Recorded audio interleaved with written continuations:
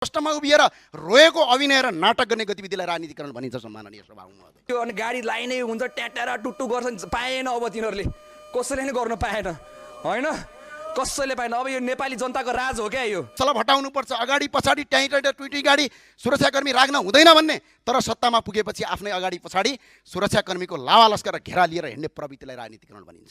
अनि हामीलाई पानी बाँड्ने मान्छे भनेर भन्छ नि त त्यही भएर पानी बाँड्न गएको भन्ने पोसाक लगाएका विद्यार्थीलाई ढाल बनाएर लासको सिडी चढ्दै राज्य सत्तामा पुग्ने गतिविधिलाई राजनीतिकरण भनिन्छ। भिरमा अड्किएको मान्छेलाई उद्धार गर भन्नु राजनीतिकरण होइन। यो कुरा स्पष्ट बुझ्न आवश्यक छ। संसद भवन चाहिँदैन संसदहरू चाहिँदैन भन्दै आगो लगाउने तर पछि त्यही संसदको चुनाव लड्ने गतिविधिलाई राजनीतिकरण भनिन्छ। आफू पदमा हुँदा नहुँदा नेताको तलब आफै सरकारमा बस्ने आफै आफ्ना कार्यकर्ता लगाएर न्युरो र सञ्चार माध्यम र कार्य र प्रतिपक्षका घर अगाडि अवैधानिक पार्किङ गराउने त्यसको भिडियो बनाएर सर्वसाधारणले गरेको भन्दै अल्गोरिदम फलाएर मिडियाबाजी गर्ने गतिविधिलाई राजनीतिकरण भनिन्छ। कर्णालीको भिरमा अड्किएर मर्न बाध्य नागरिकलाई उद्धार गर भन्नु राजनीतिकरण होइन सम्माननीय सभामुख महोदय।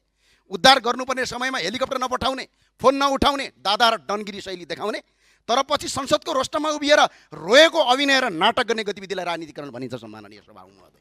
यो राजनीतिकरण भनेको सबैको सम्पत्ति छानबिन गर्छौँ भन्ने तर आफ्ना मन्त्री र नयाँ सांसदहरूको सम्पत्ति छानबिन गर्नु हुँदैन भनेर नीति बनाउने कार्यलाई राजनीतिकरण भनिन्छ सम्माननीय सभामुख महोदय। अरूको सम्पत्ति छानबिन गर्न समिति माग्ने तर बिचौलियासँगको साँठगाँठको प्रमाण बाहिरिएपछि आफै समिति बनाउने आफै समितिका सदस्यलाई थर्काउने आफैलाई निर्दोष देखाउने र समितिका प्रतिवेदन लुकाउने गतिविधिलाई राजनीतिकरण भनिन्छ सम्माननीय सभामुख महोदय। कर्णालीको भिरमा अड्किएको मान्छेलाई उद्धार गर भन्ने राजनीतिकरण होइन। सम्माननीय सभामुख महोदय हामी सेवा गरेर राजनीतिमा आएका हौँ। देशका भौतिक संरचनामा आगो लगाउँदै सिंहदरबार खरानी बनाउँदै राजनीतिमा आएका होइनौँ सम्माननीय सभामुख महोदय। बरु भ्रष्टाचारका विरुद्धमा विरोध गर्दा विभिन्न आक्रमण सह्यौँ आफू पनि मर्न तयार भयौँ तर कसैलाई हानि पुर्याएनौँ सम्माननीय सभामुख महोदय। नेपालको 1 इन्च पनि भौतिक संरचना ध्वस्त बनाएका छैनौँ। त्यसैले फेरि पनि भन्छु कानुन सबका लागि समान हुनुपर्छ राज्य नागरिकको अभिभावक बन्नुपर्छ उत्पीडितको होइन नियम नागरिकको जीवन रक्षाका लागि बन्नुपर्छ सम्माननीय सभामुख महोदय। जीवन समाप्त पार्नका लागि होइन।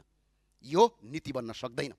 मान्छेको जीवनभन्दा ठुलो न सत्ता हुन्छ न पद हुन्छ न कानुनको दम्ब हुन्छ न कसैको लोकप्रियता हुन्छ सम्माननीय सभामुख महोदय। अलिकति परको कुरा राख्छौँ सम्माननीय सभामुख छोटो सकौँ कि मान्य सदस्य 20 देखि 25,000 रुपैयाँको तलबका लागि कुनै नेपाली विदेश जान बाध्य नहोस्।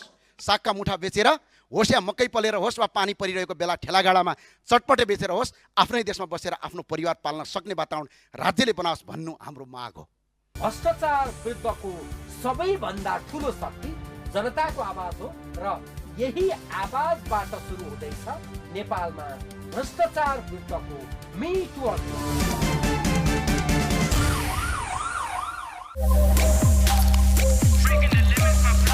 Extreme Energy Drink.